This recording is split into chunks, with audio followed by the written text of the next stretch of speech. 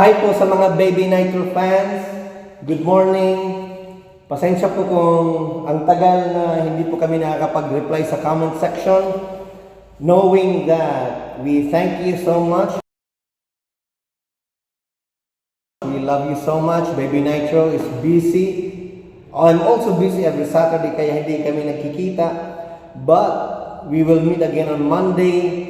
Again, nagpapasalamat po kami sa support ninyo. This is just a short video na pasasalamat po kasi I'm guilty po na hindi po kami nakaka-reply sa mga comments ninyo lahat. But we are thankful. Baby Nitro is just in the apartment.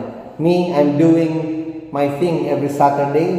Sobrang busy po talaga ng buhay. Pero again, salamat, maraming salamat po sa inyo. Next week, the same routine pa rin, sa school pa rin, may maliit na playtime, the typical